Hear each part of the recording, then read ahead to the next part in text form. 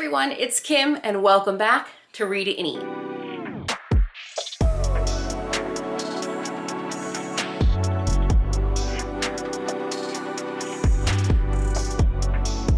Welcome back to Read It and Eat. I hope you're well, and I'm so excited to tell you about the 6 bookstores I visited while Dan and I were in Seattle. So this is like half book haul, half bookish kind of vlog. And I tried to take pictures of all of them, but I didn't buy a book at every store that I went into. So the first 2 bookstores I'm probably gonna go through pretty quickly. The first bookstore I visited was Open Books, a poem emporium.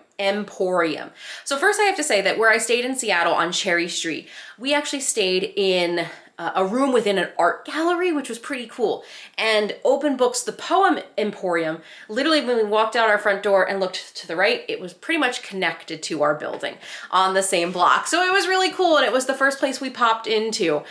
It was a very interesting mix of not only poetry books, but feminism, spiritualism, a really cool, very unique, targeted bookstore. I didn't find anything in there for me particularly, but I thought it had a really cool vibe. And really, there's probably a ton of hidden gems in that bookstore. I also have to say, on our walk to Pike Place, we did stop at a place called the Bookstore Bar. It was a full bar with signature cocktails, craft beers, and stellar wines. And it really had a book theme. But I have to say, like, it might be a newer, it looked like it was a bar within a hotel, but the hotel was on this city block. It looked like a rather new bar, so I didn't see any books inside of it. It definitely had that old school vintagey feeling of like a tavern, or it could be in someone's personal library. And I'll put a picture over here, or I think I have 1 or 2 pictures. And I was a little bummed out because there were definitely these custom built-ins that were empty that would be perfect for books. So like I said, it might just be that it just opened and they haven't finished putting all the decor in. Dan liked his beers, I got a lemonade, but it was really funny to like walk outside our Airbnb and here's the poem emporium, and then turn the corner and walk a block and here is the bookstore bar. It was a lot of fun. The second bookstore we found is on the top level of Pike Place Market. So first, Pike Place Market is a really important area in Seattle that houses small businesses, artisans, and food stalls. The Pike Place Market is actually a nonprofit, and they own the land of the market so that all of these small businesses and retailers and artisans and food stores pay a locked, safe, low rate. And there's something like a 5-year waiting list to get into these spaces. But what you don't know or realize is that from street level, it looks like Pike Place Market is 1 level. There's actually 3.5 levels underground as well, which is pretty cool, and it's all based along the water. So on street level, we came across Left Bank Bookstore, the second bookstore on the trip. So this bookstore, we walked around and had a lot of fun visiting. So this bookstore had almost like 2.5 staircases. So you'd go up 1 flight, 1 set of 3 stairs, another set of 3 stairs, but then a whole other staircase to get to the 2nd floor. Kind of felt like someone had bought an apartment on the street and made top and bottom floors both of this bookstore. There was really any genre you could think of, including a section I love that was just called AKA, that was occult, esoteric, and metaphysics, and then under it said AKA witchy shit. I loved it. There was a pretty decent food writing section, about 2 shelves, which for me, food writing is always kind of hard to find in a bookstore. Barnes & Noble's barely gives you a shelf and a half as a reference too. I happen to have most of the books in their curation, which was fine. There was 1 book I wrote down, which was Making Better Coffee, How Maya Farmers and the Third Wave Tastemakers Create Value. Not the book I wanted to pick up at the time, but did keep for my records to put like on a TBR. It was a lot of fun. So the 4th bookstore we visited was Lamplight Books. This was from street level of Pike Place Market. You walked into the market, and it was the first bookstore we found, literally past like a stall that sold all kinds of interesting milks and beverages. This was a used bookstore for sure, and it had actually about a whole bookshelf of their cooking section with food writing kind of mixed in together. There was lots of really great finds, but I did find 2 books. I found the book Tasty, The Art and Science of What We Eat by John McQuaid. It's a book I've seen around but haven't picked up. Came out in 2015 and I got it used for $9. Taste is often dismissed as the most primitive of senses because its principal mission is simple: to discern food from everything else. Yet, it's really the most complex and subtle sense of all. Can't resist the creamy smoothness of butter? Blame Darwinian natural selection. Crave the immediate zing of sweets? They bathe your brain in a seductive high. Enjoy the savory flavors of grilled meat? So did your ancestor, Homo erectus. Reporting from kitchens, supermarkets, farms, restaurants, and huge food corporations and science labs, Pulitzer Prize-winning journalist John McQuaid tells the story of the still emerging concept of flavor and how our sense of taste will evolve in the coming decades. Tasty explains the scientific research taking place on multiple fronts, how genes shape our tastes, how hidden taste perceptions weave their way into every organ and system in our body, how our mind assembles flavors from the 5 senses and signals from the body's metabolic systems, the quest to understand why sweetness tastes good and its dangerously addictive properties, why something disgusts one person but delights another, and what today's obsession with extreme taste tells us about the brain.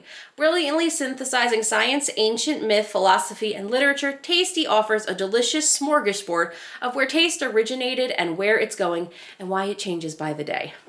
Holy moly, can I tell you that whole paragraph is like 2 sentences with, hold on, 1 sentence involves a colon and then 1, 2, 3, 4, 5 semicolons in it. That was a mouthful. Anyway, I did get Tasty at this bookstore. And then I also picked up Emmeline Rood's book, Taste Like Chicken, A History of America's Favorite Bird. Now, Dan has a sinking suspicion I already have this book, but I don't think I do.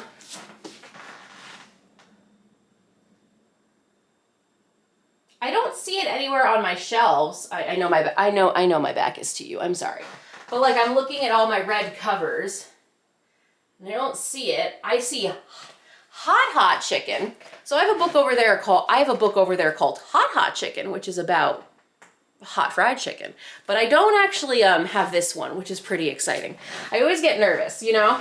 I am filming a video where I barcode and record every single book I still need to read but own, so this is coming, I promise.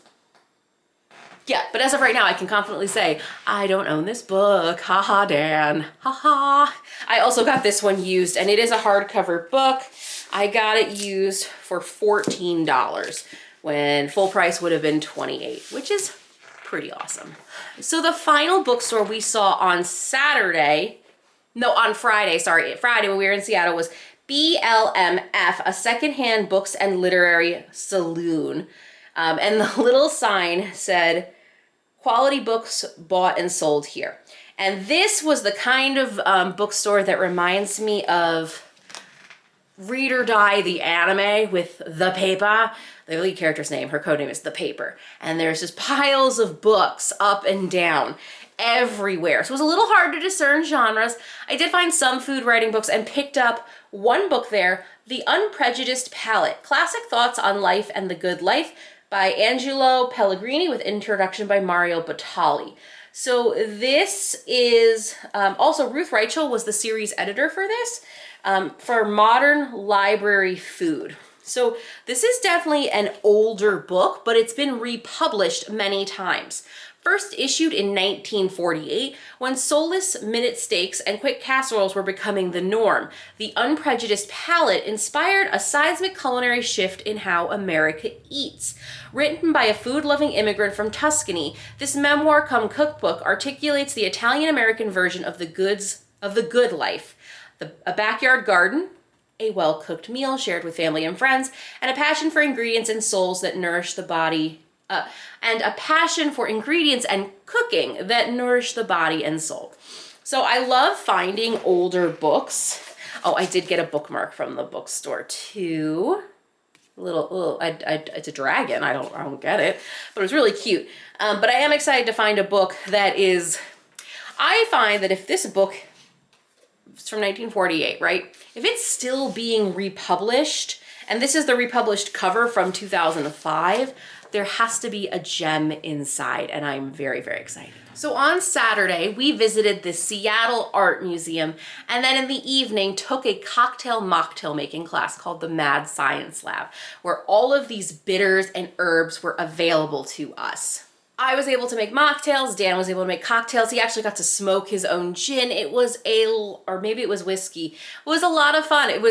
I have not had a drink in a couple of years now, and I found it really fun to be able to create new things that wasn't just, I don't know, a Diet Coke, if you will. The only bookstore we saw on Saturday was the Elliott Bay Book Company. It was up near the university, but it was only a couple blocks from where we were having our cocktail class. The Elliott Bay Book Company was much bigger than I thought from the outside. You go in and it has these high ceilings with wooden beams everywhere. It kind of almost felt like being in an old school rec hall. I don't know if it's the right description, but books everywhere of every genre. And when we did plan our trip to Seattle, we did look up the top 15 bookstores to visit when you're in Seattle. The Elliott Bay Book Company was definitely on that list. And it just felt very thorough, but very well taken care of and organized. They had a whole cookbook and cooking section that made up probably 15 to 20 of those short little bookshelves front to back and a display table, which was nice. And to my delight, there was an entire 2 bookshelves of cooking essays and food writing. It was actually really hard for me not to take more books from this bookstore, but I was trying to save most of my budget for the final bookstore, Book Larder, that I'll talk about in a minute. I did find quite a few books that I really wanted to take with me, and I have a little video for those as well. Probably just a reel or a YouTube short. I did pick up 3 books from the Elliott Bay Book Company. So the first book I picked up from the Elliott Bay Book Company is Breakfast Cereal, A Global History. If you don't recognize these little books, this is the edible series. It is a small, thin book, and there are about 65 of them now that cover different food topics. About 2 to 3 of these books come out every year, and I am trying to collect all of them. Now, I try very hard to buy most, if not all, of the books used, but Breakfast Cereal is the new book for 2023. Oh, I did remember to pick up a little bookmark. It's a paper bookmark, but I have found now that as I go places, I like to visit a bookstore there, and it's nice to keep the little bookmark with it. So these books are published out of the UK under Rakuten Foods. And I have reviewed these books on my channel, so I will link it to you up above in the cards and down below. I have been collecting these books probably for 5 or 6 years now. So I'm a big fan of this series, and my goal is to own all of them and put them up on display when I have them. So this was definitely an indulgence because I don't normally pay full price for a book, especially in this series when there are so many. But I saw it and I knew I was going to get Breakfast Cereal because I find that most stores in the United States don't actually house this series. I usually have to buy them straight from the publisher. So to find one in the US was great. The other 2 books I got at the Elliott Bay Book Company, I did pay full price for. So the other books prior, I have been paying used book prices. These 3 I did pay full price for. The second book I got was Fish and Chips, A Takeaway History by Panikos Panay. I don't know a lot about fish and chips, and when I go to new bookstores, I try not to buy a book that I used to do this quarterly anticipated releases, and I think I'm probably a quarter short. Also, let me know if you guys want me to continue making those anticipated publishing lists of books I'm excited for. But anyway, I digress. I try not to buy those books. I usually can wait until, if they're very popular and I know that they're a hyped book, that book's gonna come out in paperback. So I try not to buy the hyped books. I try to find little gems like this one, a little pocket history about fish and chips. Coincidentally, and I had no idea, Fish and Chips is also published by Rakuten Books, which does publish the edible book series I just mentioned. So I was super excited. I was like, oh, that's a nice little thing. I am super excited. This is only a 150-page book, but I don't see a lot of books out there about fish and chips, and I thought this would be a nice little afternoon read, and I could learn something cool and maybe tell you guys something cool about fish and chips as well. Now, I know, I talk about not buying hyped books. I did buy a copy of Gastronativism, so this was a very anticipated book. It is also a finalist for one of the James Beard Media Awards. I am working on a video where I am reading all the nominees from particular James Beard Media Award book sections. I'm not going to read all the cookbooks, but I did want to read the food writing and food history, so I did pick up Gastronativism, Food, Identity, and Politics by Fabio Parcioli. So Fabio identifies and defines the phenomenon of gastronativism, the ideological use of food to advance ideas about who belongs to a community and who does not. As globalization and neoliberalism have transformed food systems, people have responded by seeking to return to their roots. Many have embraced local ingredients and the notions of cultural heritage, but this impulse can play into the hands of nationalist and xenophobic political projects. Such movements draw on the strong emotions connected with eating to stoke resentment and contempt for other people and cultures. However, pride in culinary traditions can also be channeled into healthier directions, empowering participants in inclusive initiatives to advance justice and sustainability. So I'm very excited. I know it's a hyped book, but it is a nominee and I'm very excited that I got it. So the final bookstore I went to is a bookstore essentially the whole reason I wanted to go to Seattle was to go to this bookstore. It is called Larder, and it is a culinary bookstore, and I have been following them, oh my gosh, back when I lived in Chicago. A culinary bookstore, 10 years old, and has worked really hard to establish itself in Seattle, and now is a place where even local chefs and restaurateurs like Kenji Lopez have come to the bookstore for signings, and that's my dream, to open a culinary bookstore just like that in Buffalo, New York. So I saved the best for last, and that is who we visited on Sunday.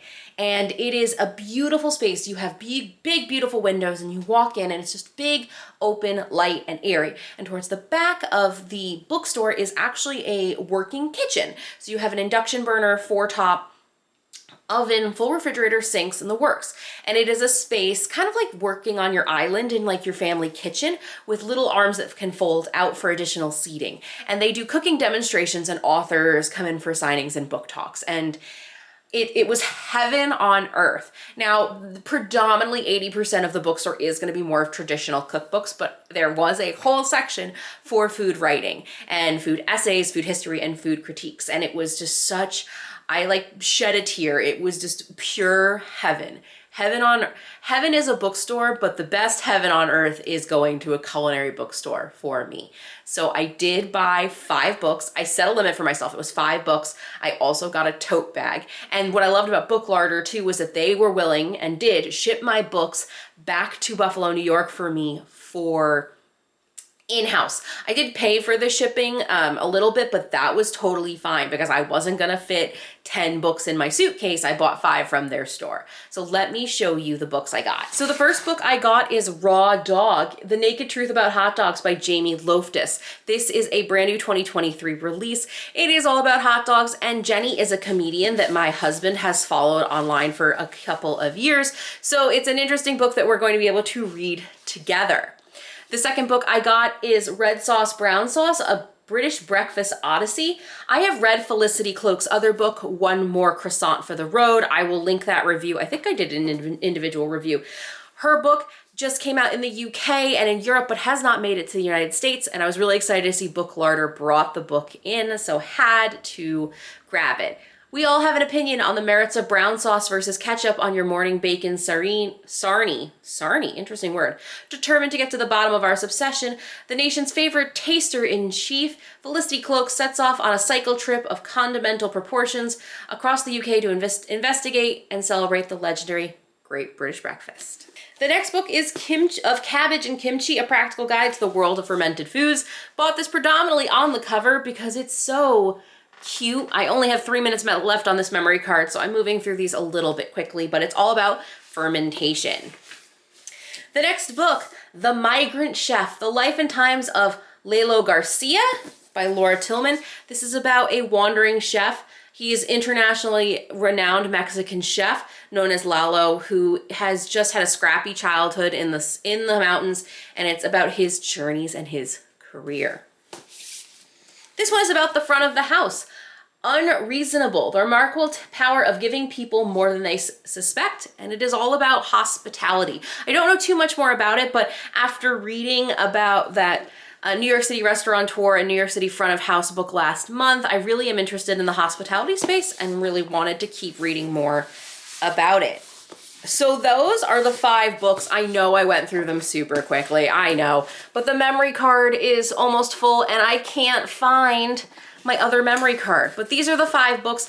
I will have a link to every book I purchased down in the description box below. You can get it through my bookshop.org page, where I will get an affiliate fee, but you're also supporting independent bookstores. You can actually set Book Larder as your independent bookstore on bookshop.org. If you purchase any of these books, 10% will go directly to that bookstore. I think that's a great way to support a culinary bookstore that I love, that I am so excited that I got to see. I cannot articulate to you how much joy, not just even getting books, but going to a culinary bookstore and seeing the dream just right in front of you. I cannot wait to bring that to Buffalo in the next year or two, hopefully, fingers crossed. That is my trip to Seattle and the 6 bookstores I visited, including Book Larder, the culinary bookstore. I will link any bookstore I can find a website to, I will link in the description box as well. Make sure you give this video a like and subscribe. I hope you enjoyed my little book tour, book adventure in Seattle, and let me know in the comments below which book you're most interested in. I hope you're reading something great and eating something delicious, and I will see you in the next video. Bye.